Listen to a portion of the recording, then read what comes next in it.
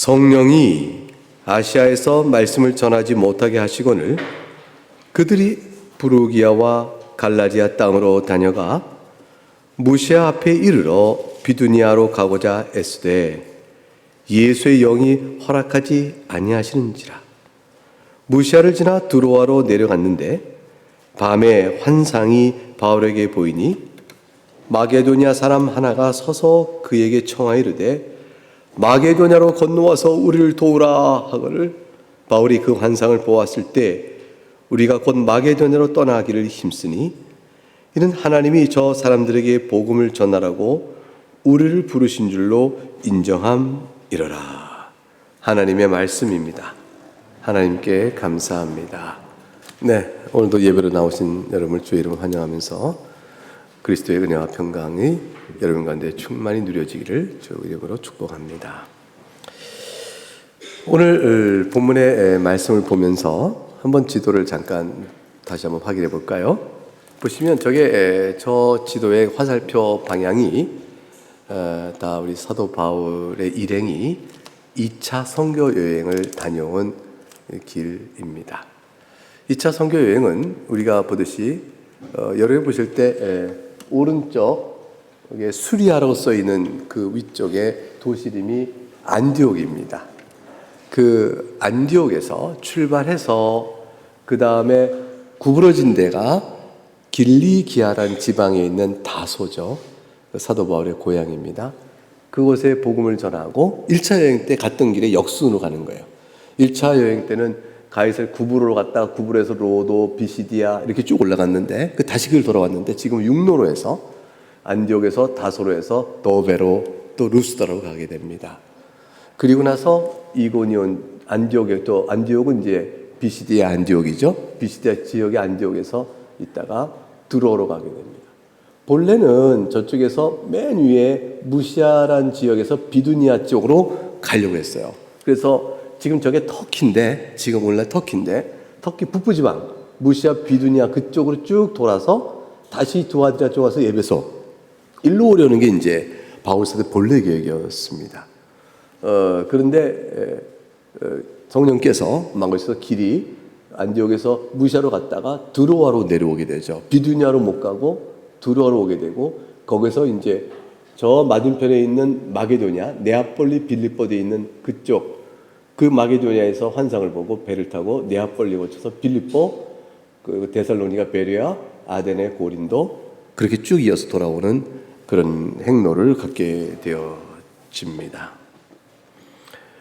사실 저런 행로를 따라가는 일은 지금 우리 결과론적으로 보니까 그렇게 되어지지만 막상 이제 선교 여행을 가고 선교 전도하러 가고 있는 바울의 일행에게는 저렇게 하나님의 인도함 따라 자신의 원래 계획과 다르게 움직이는 데는 상당한 생각이 있고 기도가 있고 또 일행 중에 논의가 필요했던 일입니다.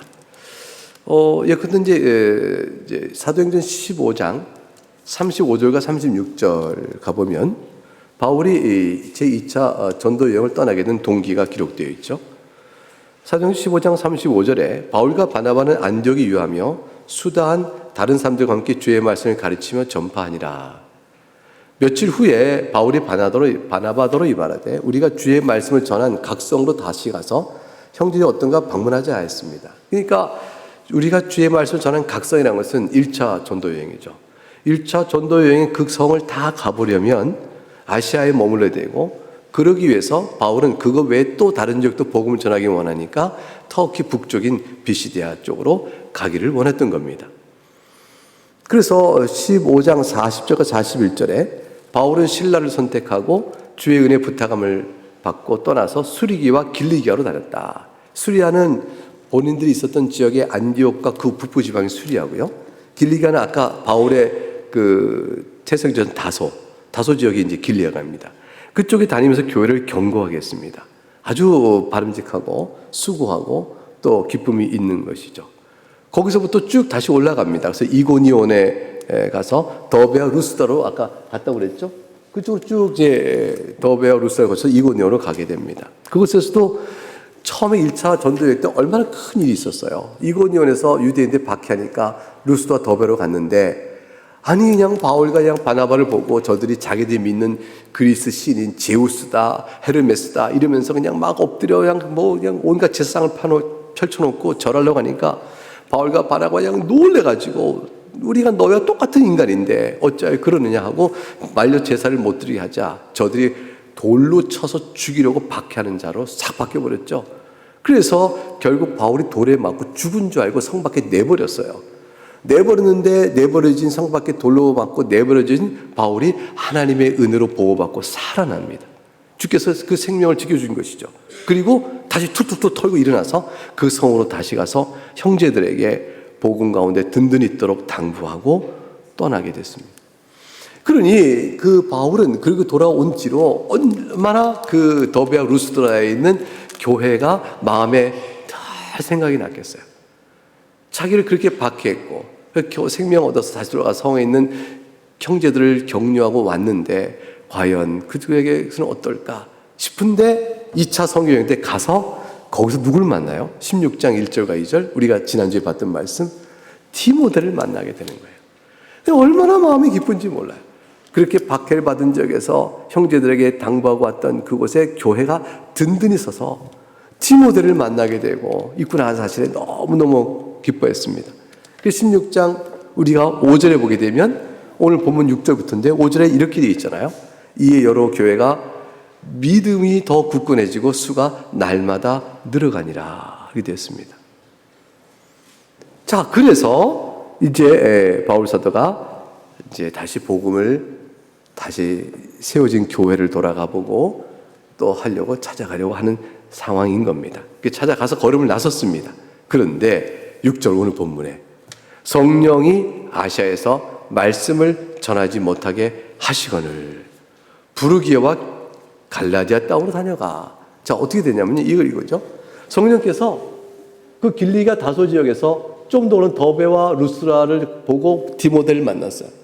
그리고 가는데 성령께서 아시아에서 복음을 전하지 못하겠다는 말은 뭐냐면 그 원래 계획대로 안디옥 쪽에서 북쪽으로 비두니아 쪽으로 올라가는 그 걸음을 막았다라는 것이에요. 그러니까 저쪽에서 복음을 전하는데 오늘 본문에 비시디아와 갈라디아, 부르기아와 갈라디아에서 복음을 전했다. 이것은 그 비시디아 안디옥이 있는 그 지역 위쪽 지역입니다. 그러니까 더베와 루스다 2~5년 지나서 그쪽 지역에서 복음을 전하며 수고를 하는 가운데 성령께서 더 북쪽으로 저 위에 비두니아 쪽으로 올라가지 못하도록 막으신 거죠. 어떤 방식으로 성령께서 바울에게 그리로 가는 길을 막았는지를 알지 못합니다. 그러니까 직접적으로 나타나서 환상 중에 말씀을 주셨는지 아니 어떤 방식인지 우리는 정확히 알지 못해요. 그러니까 바울은 일단은 지금 거기서 아시아에서 복음을 전하지 못하겠다는 말을 듣고 서쪽으로 방향을 틀어서 계속 갑니다. 드로아로 갔다가 드로아 쪽으로 간 다음에 북서쪽으로 나갔던 방향을 틀어서 북동쪽으로 비두니아 쪽으로 좀 가보려고 하는 찰나에 예수의 영이 나타납니다. 그게 이제 그 다음 줄에 있는 7절 말씀이에요. 7절 보면 무시아 앞에 이르러 비두니아로 가고자 애쓰되 예수의 영이 허락하지 않은지라. 이 성령께서 아시아에 복음을 전하지 막으신 것 때문에 서쪽으로 쭉 북서쪽으로 나갔다가 들어와 있는 그 위에 무시아 지역에, 무시아는 넓은 지역이에요. 한 성이 아니고 그 무시아 넓은 지역에 그저 갔는데 거기서 동쪽으로 틀어서 비두니아로 가고자 하는 마음을 여전히 갖고 있을 때에 예수의 영이 그것을 허락하지 아니었다라고 되어 있습니다. 하나님께서 복음을 전하지 못하게 하신 것이 아니에요. 그게 아니고 복음을 전하는 방향과 장소, 지역을 주께서 바꾸신 것이었습니다.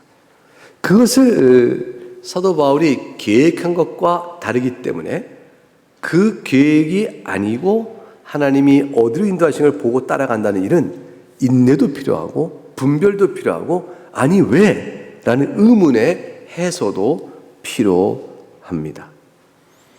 그 바울은 복음을 열심히 전하기 위한 자신의 의지와 그 노력 때문에 여전히 행하는 일은 아무런 열심은 변화가 없지만 뭔가를 생각해야 될 거예요.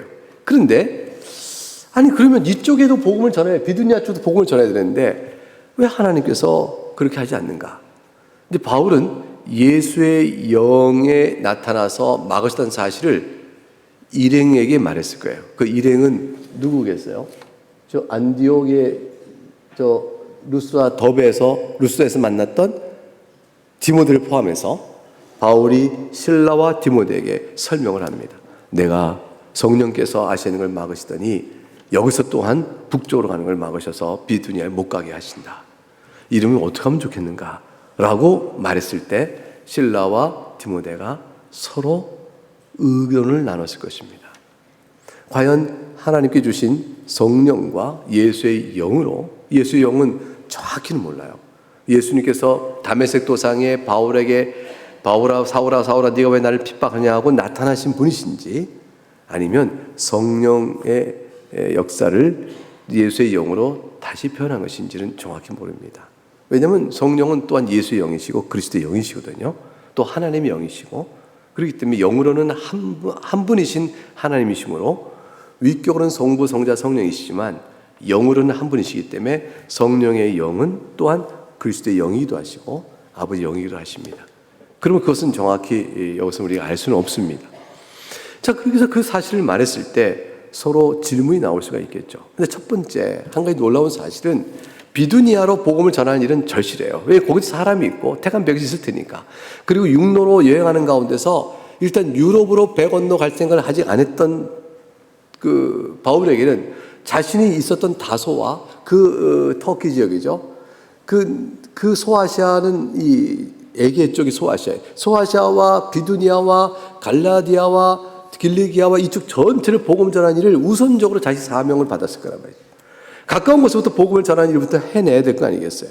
그 기억이 가득 차 있던 바울 사도와 그 일행들은 이 성령께서 또 예수 영께서 막으신 일을 어떻게 해석할 것인가가 그들의 문제였을 거예요. 토론이었을 거예요. 그때의 선택은 두 가지죠. 하나는 막으시니 그것은 주께 맡기고 주님께서 왜 막으시는가를 알고 기도하며 새로운 인도를 받자. 그것이 하나예요. 즉 우리 계획을 내려놓읍시다. 그게 한 가지가 있고 또 하나는 아니 계획을 내려놓다니 참으로 의문스러운 게 있다. 그쪽은 어떡하고 거기도 영혼이 있는데 이 의문 때문에 주님 앞에서 주저하고 있는 태도를 가질 수 있는 이 두 가지가 있을 수 있습니다. 물론 세 번째로 이렇게 할 수 있죠. 주의 인도하시니까 막으시면 무시하고 우리는 우리 계획대로 갈 거야. 왜냐하면 우리 계획이 얼마나 선하냐. 복음을 전하는 일이 선하고 기쁜 일인데 왜 하나님이 이걸 막으시겠어? 하나님께서는 다른 이유가 있는 것이고 다른 걸 막으신 걸 거야. 우리는 계속 가자고. 이렇게 우길 수도 있겠죠. 이 세 번째 태도는 참 위험해요. 왜냐하면 자신이 하나님의 일을 하고 있다는 확신만 있으면 어떤 일, 무슨 일을 언제 해도 괜찮다는 생각으로 연결시켜버리기 때문에 그래요. 나는 복음을 전한다. 하나님 기뻐하시는 일이야. 라고 생각한 다음에 따라서 언제, 어떻게, 무슨 방식으로, 어느 곳에 하는 일을 내가 다 결정해놓고 그 결정한 것은 하나님 뜻이야. 라고 밀어붙이는 일이 되면 자기 생각과 계획이 복음을 전하는 일은 기뻐하시지 않는 하나의 일반적인 하나님의 뜻 때문에 다 하나님 뜻으로 바뀌어버리는 거예요. 하나님 뜻으로 바뀌어져 버리는 것이죠. 그래서 이것은 정확한 것은 제가 볼 때는 바람직한 일은 아니죠. 하나님 뜻을 확인하는 일들은 기도와 사인을 봐야 돼요. 징조를 봐야 되고 증거를 봐야 되고 인도하심을 봐야 됩니다. 인도하심을 본다는 것은 주변에 많은 믿음의 사람들이 그 얘기를 들었을 때 그것은 적절하고 좋은 것 같다라고 인정해 주는 일이 있거나 아니면 글쎄 그것은 좀 이러면 좀 더 기도해 봐야 될 것 같은데 라고 어떤 문제점을 제시해 주면 그러면 그런 것 따라 분별할 필요가 있습니다. 또 그 자신이 결정한 일을 하고자 하려고 할 때 계속 장애물이 나타나서 계속 그 일이 진행되기 어려워요. 어려우면 하나님께서 질문해야 되는 거죠. 이 장애물을 일부러 끝까지 하도록 하기 위하여 나를 시험하시는 이 장애물인가? 아니면 주께서 애초부터 그 계획을 다시 생각해보는 뜻인가를 놓고 다시 기도할 일이 생기는 거죠. 그래서 다시 신중해야 되는 것이죠. 그 다음에 세 번째로는 어떤 일일 수 있어요? 이게 하나님의 인도하심인 걸 볼 때는 내 마음에 기쁨과 평안이 있는가를 계속 봐야 돼요. 계속 하고자 하는데 즐거움이 있고 평안이 계속 유지되고 있는 것인가? 아니면 내 마음에 불안이 솟아오는가? 일이 아닐 수도 있지 않을까? 혹시 달리? 이런 불안감이 자꾸 솟아오는 일을 계속 만나게 되는가? 아니면 평안과 확신이 채워져 가는가? 적어도 이 세 가지는 봐야 하는 것입니다. 장애물에 계속된 것인가? 일이 열리는가? 일이 열린다고 해서 다 하나님 뜻은 아니에요. 왜냐하면 요나가 다메섹에 복음을 전하러 가는 일을 니느웨에 복음 전하는 일을 거부했죠. 니느웨 백성이 복음을 전할 수 없습니다 라고 니느웨가 딱 갔더니 스페인 쪽으로 가는 배를 탁 만나잖아요. 순풍이 불어 쭉 가다가 그냥 항해를 어려움을 당하지 않습니까? 처음에는 일이 잘 풀린 것 같아도 더 길게 봐야 되는 점이 있는 것이죠. 그래서 항상 우리는 하나님의 뜻 앞에서 계획을 밀고 나갈 때는 주의 뜻이 과연 그러한가를 분별하는 신중한 태도도 우리가 절실하게 필요하죠. 뭐에도 불구하고요, 일반적으로 하나님이 주신 기쁨의 원칙을 하지라도 복음을 전하는 것도 기쁜 게 어디 있겠어요. 그래서 그런 신중함을 보는 일이 필요하다. 이제 바울 사도는 그걸 토론했을 거예요. 근데 여러분 보세요. 비시디아의 저 북쪽에 비두니아의 복음이 나중에 사도 바울이 아니고 바울 사도가 유럽으로 건너가서 복음을 전하게 된 이후에 하나님께 비두니아 종을 통해서 그 지역을 전체를 복음화시킵니다. 복음화시켜서 우리가 가끔씩 한 달에 한 번씩 니케아, 콘스탄티노플 신경을 우리가 고백하지 않습니까? 그 최초의 교회 전체 회의를 하는 니케아가 비두니아에 있어요. 자, 화면을 한번 바꿔볼까요? 저기 보면 잘 보이세요? 아시아 마이너, 소아시아 전체 지역인데 그 위로 쭉 그대로 올라가면 BITHYNI, 그거 비두니아예요. 그 비두니아 바로 밑에, B자 바로 밑에 호수가 하나 있고 점 하나 찍혀 있는데 그 니케아라는 도시입니다. 그 니케아가 비두니아에 있어요. 그리고 거기서 조금 그대로 올라가면, 그렇지. 잘해주고 있어요. 정말 감사해요. 어떻게 그게 돼요? 그리고 그 위쪽 올라가면 칼케돈이 있어요. 위로 쭉 거기 칼케돈이에요. 여기 칼케돈이 451년에 있었던 교회 회의가 있었던 장소예요. 그 건너편 가면 비잔티움이 있죠? 그 비잔티움이 바로 그 채널, 그러니까 그 칼케돈의 도시하고 바로 건너편에 점찍인 데 있죠? 비잔티움, 거기가 콘스탄티노플이에요. 처음에 콘스탄티노플이었다가 나중에 비잔티움 이름이 바뀌어요. 그러니까 비두니아 지역은 일단은 칼케돈과 니케아를 포함하고 비잔티움은 유럽 쪽에 붙어있는 땅이긴 하지만 인접 지역이죠. 저쪽에 교회가 굉장히 번성하고 중요한 교회 회의가 다 이루어집니다. 325년 니케아 회의에서는 예수님이 하나님이시다라는 사실이 정확하게 고백되었고요. 그리고 콘스탄티노플, 그건 381년에 예수님이 하나님이시므로 하나님은 성부와 성자와 성령 삼위일체로 계시다는 사실이 정확하게 고백되어졌어요. 그리고 칼케돈에서 451년에 그때 예수님의 신성과 인성이 한 위격 안에 어떻게 연합되어 있는지를 신학적으로 분별하는 일이 있었어요. 325년 니케아, 콘스탄티노플, 비잔티움으로 되어 있는 후대 이름이 바뀐 데인데 그것이 381년. 그래서 우리는 니케아, 콘스탄티노플 신경을 합쳐서 한 달에 한 번씩 우리가 고백을 하죠. 예수님의 하신 일과 그분이 누구신가를 고백하는 내용이 나오죠.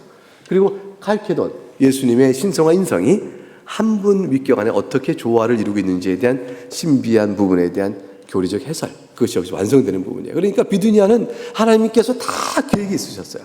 바울은 지금 북쪽으로 비두니아로 이렇게 계획을 했지만 기도하면서 주여 우리가 비두니아로 갑니다. 우리 길을 열어 주옵소서라고 기도하고 이렇게 출발했지만 주님이 막으셨단 말이에요.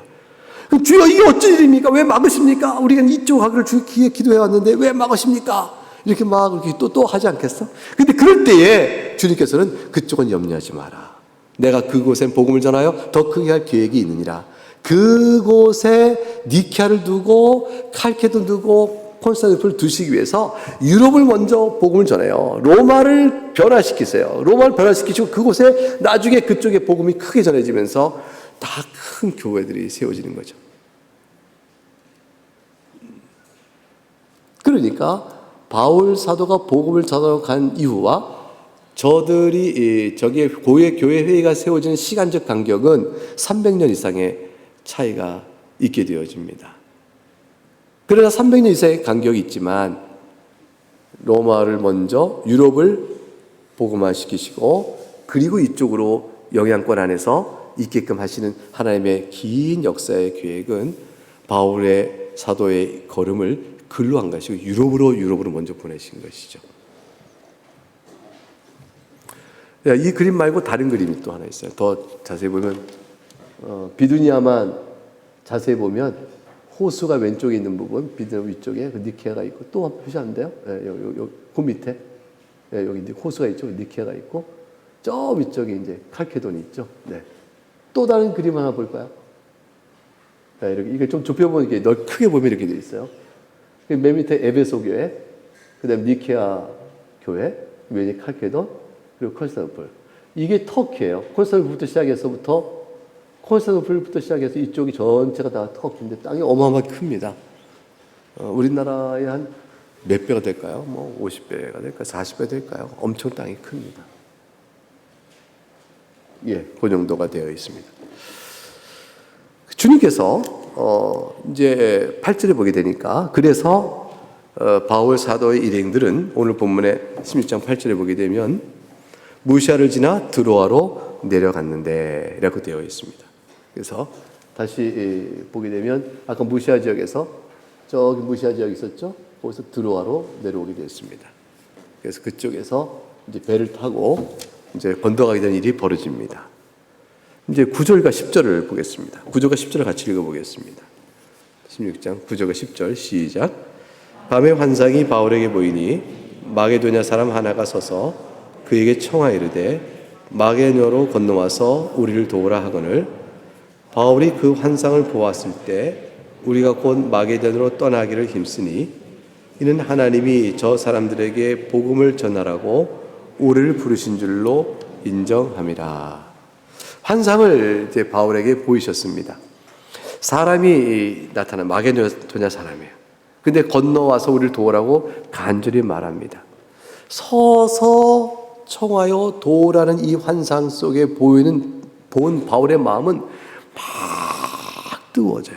왜냐하면 이 환상에서 와서 도우라는 이 사람의 외침은 우리가 볼 때 여기도 사람 있어 여기도 와 이런 게 아니에요.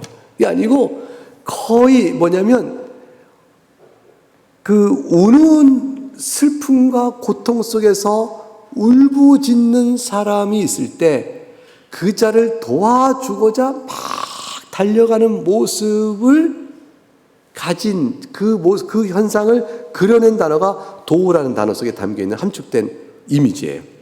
그러니까 우리가 여기서 울고 있으니 뛰어와 도우라, 뛰어와 달려와라. 그러니까 울고 있으니 뛰어와 달려와라. 이 두 개의 단어가 합쳐져서 우리 와서 도우라는 단어의 합성어예요.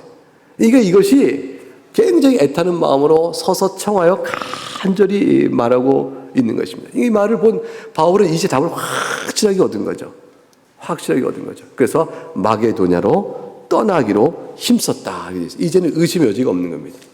그게 결국은 이때에 같이 모여서 자, 우리가 어떻게 하면 좋은가? 우리 계획을 다 내려옵시다. 하나님께서 이제 그의 계획을 분명히 말씀하셨으니 이제 우리가 성령께서 아시아에서 복음 전하기를 막으시고 예수의 영이 또한 우리가 비두니아로 가려갈 때 그거를 막으시고 그 뜻이 무엇인가 이제 분명해졌으니 우린 배를 타고 건너가는 것이다. 마게도냐로 가는 것이라.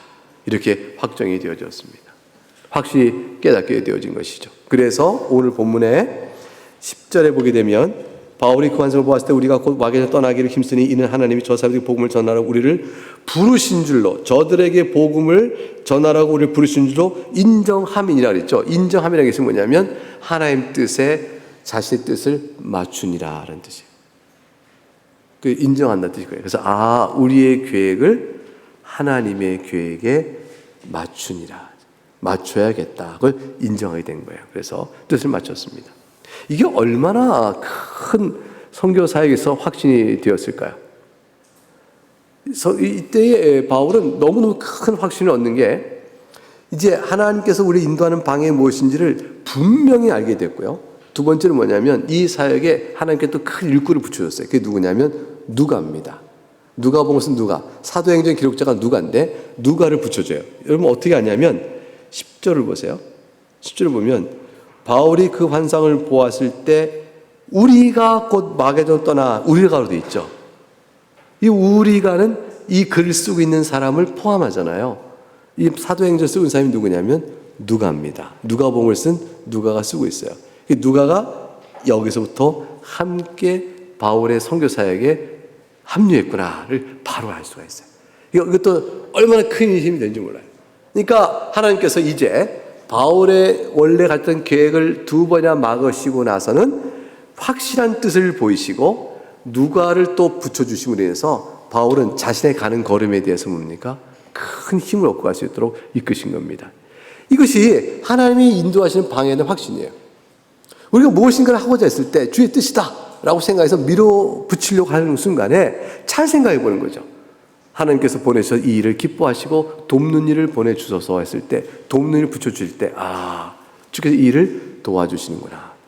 하나님 길을 열어주옵소서. 길을 열어줄 때 길을 열어주시는구나. 그 주변의 믿음의 사람들이 볼 때 하나님께서 그들에게 이 사역을 복을 주시고 기뻐하시는 것 가오니 힘껏 해라. 그 주변의 믿음의 사람들이 격려하고 그리고 그 마음에 자꾸 기쁨과 평안이 와요. 이런 정말 하나님 기뻐하시니라. 내 마음에 즐거움이 있어. 라는 것이 막 채워지기 시작하고. 그리고 장애물이 걷어지고 길이 열어진다. 그러면 하나님께서 행하시고 함께 하신 일이라는 확신을 얻고 나갈 수가 있죠. 이 일들은 다 기도하며 분별하며 응답을 받음으로 확인돼 가게 되어집니다. 그래서 우리는 이제 오늘 본문에서 첫 번째 주목할 것이 그것이죠. 하나님께서 주신 뜻을 분별하여 자신의 계획을 하나님의 인도하신 뜻에 맞췄다. 이게 우리가 기억해야 될 부분이야. 이건 우리가 항상 중요한 부분. 두 번째는 동역자를 보내주신 하나님의 큰 사랑에 힘을 얻어 간다. 이게 하나님께서 우리가 행하는 사역에 위로를 주신다는 거죠. 격려해 주시는 거죠. 하나님 내버리지 않으세요. 격려해 주세요. 비록 고난 속에 있다도 고난 속에 참여하는 손길을 보내세요. 다 나를 버리고 떠났다. 그래도 나를 찾아오는 한 사람의 손길이 있고 위로가 있습니다. 그 다음에 세 번째 주목할 것은 뭐냐면 마음을 합쳐 행하는 일들이 참 중요한 거예요. 아까 인정한다는 말이 합의가 이루어지는 거예요. 보세요. 인정은 하나님 뜻에 우리의 사역을 맞춘다 했을 때 바울이 임의로 하는 것이 아니고 동역하는 누가, 디모데, 실라 모두가 다 하나의 마음으로 합쳐집니다. 합의를 이루어가는 일들이 중요하죠. 그래서 동역하는 공동체가 그 팀이 뜻을 맞춰 나간다. 이거 굉장히 이 사실에서 우리가 관찰되는 일입니다.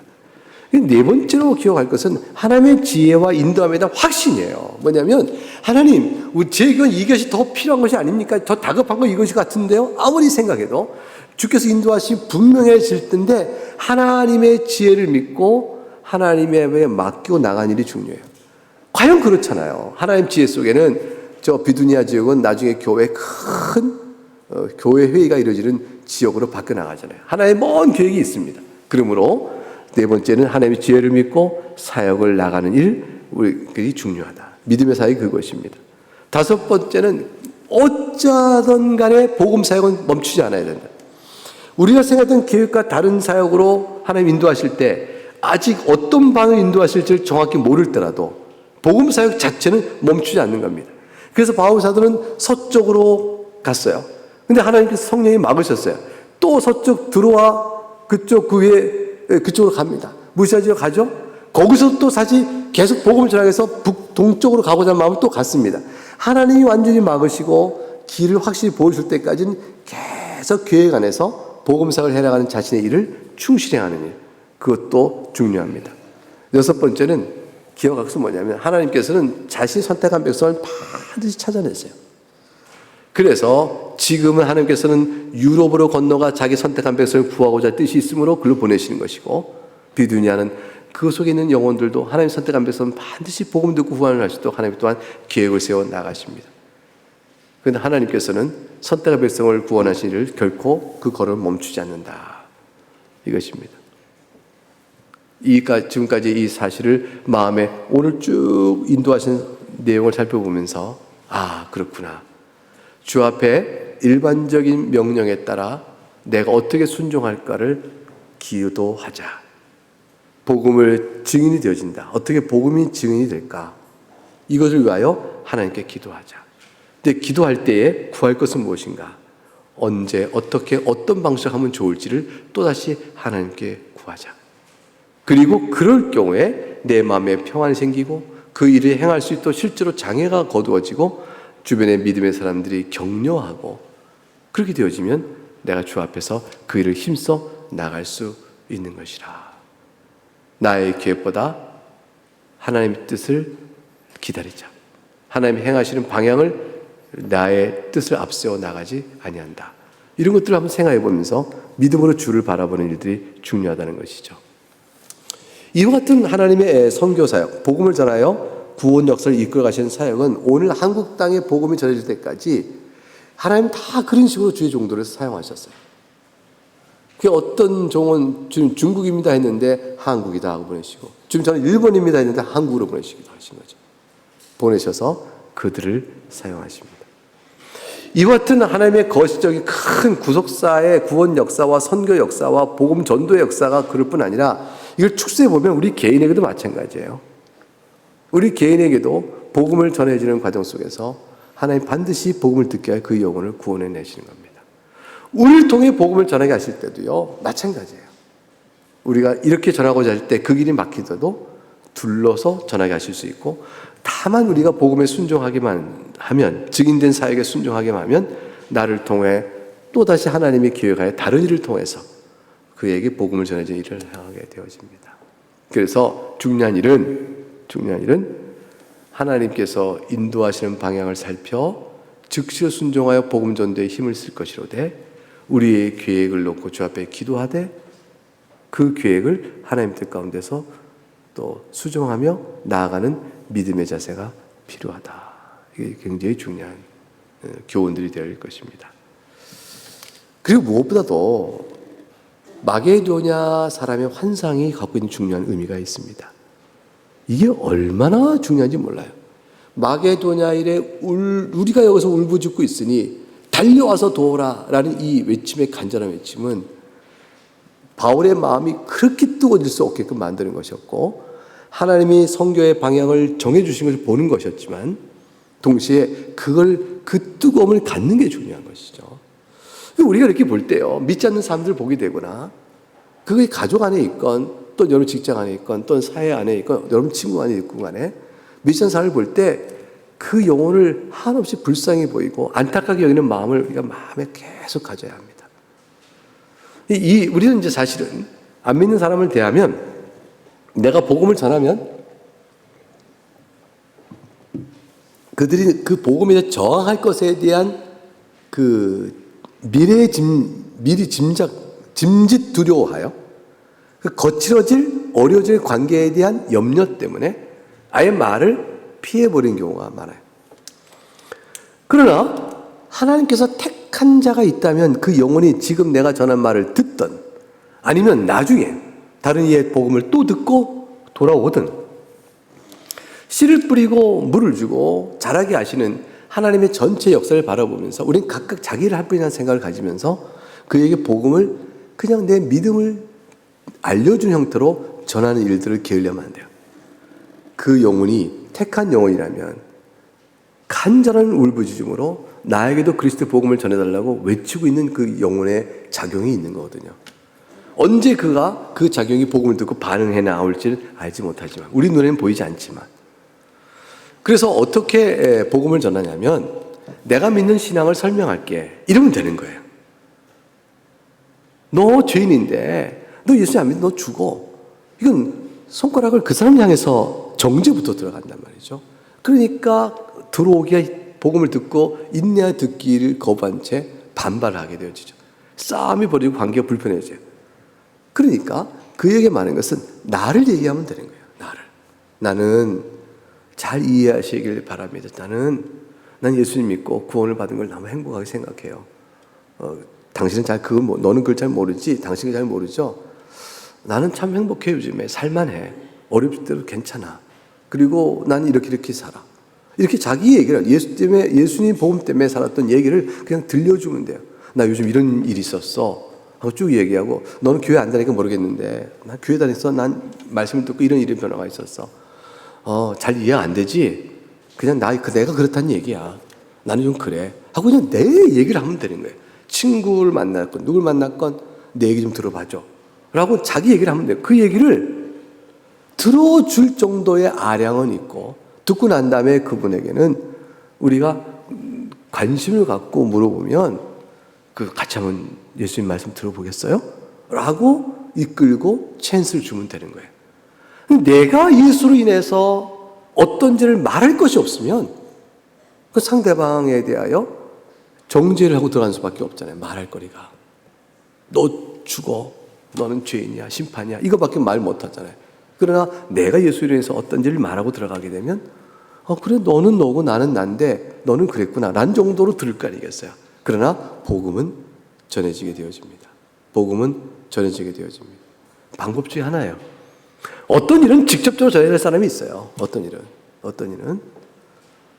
그러나 어떤 경우는 이 방법도 있는 겁니다.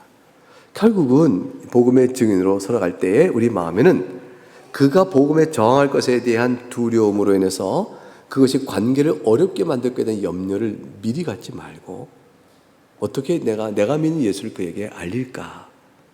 그거를 생각해 본다는 거예요. 내 안에 있는 나의 예수를. 그거를 생각해 보면서 하나님 선택한 자일 수도 있겠다. 그럴 때에 울부짖으며 와서 나를 도우라는 저 음성이 이 자에게도 나타날 수 있는 것이다 생각해 보는 거죠. 사실은 개인적으로는 잘 안 나타나요. 개인적으로 잘 안 나타납니다. 믿는 사람을 믿을 사람인지 아닌지 잘 안 나타납니다. 그런데 뜻밖의 그 사람은 안 되는데 옆에 있던 사람은 나올 수 있어요. 그런 신기한 일이에요. 그래서 정작 복음을 전도한 사람은 안 믿고 세상을 떠나는데, 그 옆에 듣는 둥 마는 둥 했던 어떤 사람은 예수의 복음의 흔적이 남아서 들어오기도 합니다. 우리가 어떻게 복음하는 계획을 뛰어넘는 하나님의 역사를 생각하면서 복음을 전하는 일에 관심을 갖는 일은 매우 중요하다고 생각합니다. 여러분, 사실 우리가 복음을 전하려고 하는 사도 바울의 마음, 또 사도 바울 마음을 불태우시는 하나님의 역사, 그것들 생각해 보면서 우리 교회도 이제 만화 전도 책자가 있잖아요. 이걸 전해보자라고 해서 이제 우리가 교회가 또 제작해서 만들고, 교회 잔뜩 있어요. 여러분이 안 사서 아직 교회에 잔뜩 있어요. 예, 이거 1,000원씩인데 안 사시더라고요. 그래서 잔뜩 있습니다. 이걸 어떻게 하면 좋을까요? 이게 창고에 쌓여 있는데 이거 어떻게 하면 좋을까요? 안 사실 거예요? 사긴 사실 거예요? 그래서 어떻게 하면 좋을까? 그게 제가 방법 생각에 우리 교회에 이걸 나눠주는 팀을 만들어야겠어요. 그래서 그냥 읽어보세요. 저는 이걸로 기쁨을 얻습니다 하고 나눠주는 팀.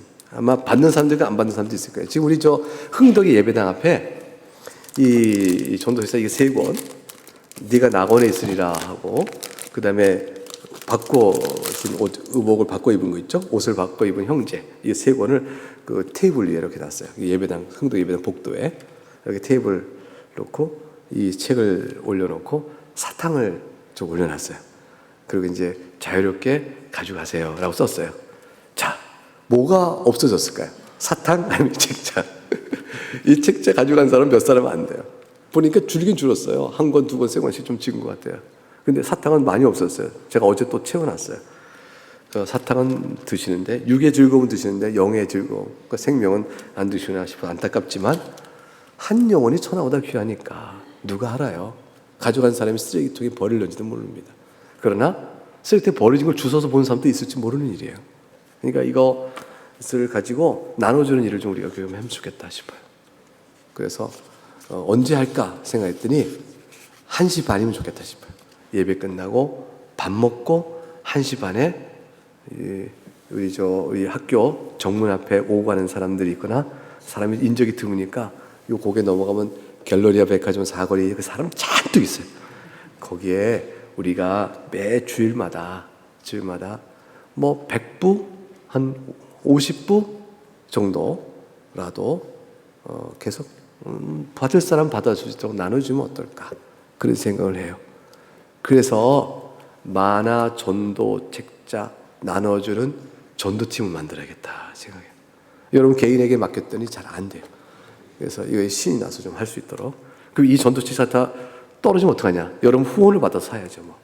여러분이 이 만화책 값을 계속 내세요. 그래서 교회에 만화 전도 책값 후원비 해가지고 뭐 10,000원, 5,000원 내주시면 10,000원이면 10권, 5,000원이면 5권 계속 사서 계속 사놓은 다음에 그걸 가지고 우리 전도팀 6명 내지 8분이면 되겠다 싶어요. 6분 정도. 2명이 가면 쑥스럽고. 그래서 6분 내지 8분 정도 되는 대로 식사 1시 반에서부터 30분간만 30분 다 나갈 거예요. 쭉 나가서 한 번씩 나눠주시고 오시면 어떨까? 누가 그러긴 하더라고요. 낙원에 있으리라. 이걸 제가 이제 우리 목사님들에게 좀 줬더니 이게 여호와 증인 거 받았어요? 그래서 낙원에 있으니까 어떤 여호와 증인한테 받았냐? 이게 무슨 얘기냐면요. 그림이 아니라 여호와 증인을 한다는 얘기예요. 지금도 뭐 나눠주고 하고 있다는 얘기예요. 그러니까 이거를 하는 교인이 없어진 거죠. 근데 제가 하나 받았어요. 그래서 받았는데 어디지? 구원파가 아니고 또 어느 분인데 자꾸 이름이 생각 안 나네. 그쪽 이단 쪽에 가까운 사람인데 요 책자 하나에 사탕 하나 넣고 또는 요즘 무리지 같은 거 하나 넣어서 나눠줬어요. 무리지가 필요하니까 또 받았고 사탕도 이렇게 받는데 보니까 그쪽 이단 쪽 그분들 지금도 하고 있어요. 이것만 주면 잘 안 받을 것 같으면 여기다가 물질 하나 붙일까요? 어쨌건 그거는 만화전도 팀 여러분 신청하세요. 다음 주까지 김대웅 목사님께 나 이거 할래, 나 여호수아 할래, 나 이거 할 거야. 그래서 신청하시면 여러분 그분에게 1시 반부터 2시까지 30분만 시간을 내시고 그거 하실 수 있겠죠. 너무 많으면 조별로 팀을 따서 한 달에 한 번씩 나누도록 할게요. 그러나 그렇게 하셔서 전도의 손길에 여러분을 손을 얹어주면 좋긴 하겠습니다. 설교보다 더 길게 이해한 것 같습니다. 네, 그렇습니다. 우리 찬송하고 각자 말씀을 놓은 사실에 관해서 기도하도록 하겠습니다. 사랑하는 교우 여러분, 여러분이 예수 믿는 이유와 그 즐거움을 말하는 일이 굉장히 중요합니다. 그 여러분의 삶으로 감동을 주어 전도할 수 있는 기회를 삼는 일은 너무너무 중요합니다. 그러나 이 만화 전도 책자 같은 거라도 들고 직접적으로 사실 전해 주는 거죠. 그분들이 읽을 때 이 메시지는 굉장히 직접적인 메시지입니다. 그 복음을 잘 설명합니다. 이 일이 너무너무 중요합니다. 말하지 않으면 듣지 못하고 듣지 않으면 믿을 길이 없기 때문이죠. 여러분의 훌륭한 삶으로 그리스도를 전하기는 먼 길입니다. 그러나 입을 열어 말할 수 있는 시간과 관계가 형성되기 이전에 이 만화책자라도 한 권 건네주는 일은 많은 노력과 수고를 압축해 줍니다. 귀한 것이 있으니 사용하여 한번 해보는 일이 좋겠다 싶습니다. 사랑하는 교회 여러분, 그렇게 말하라. 말하면 있고 말하지 않으면 없는 겁니다.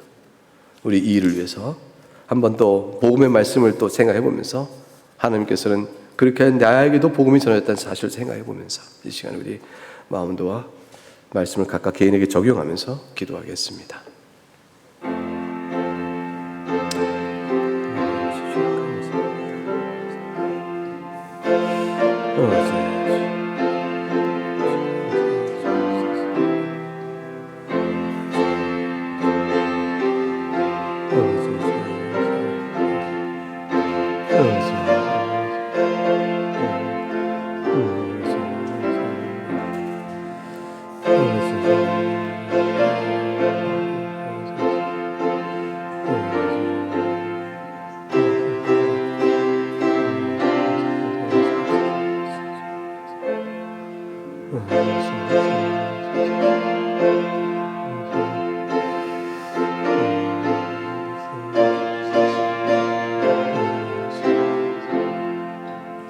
같이 기도를 모으겠습니다.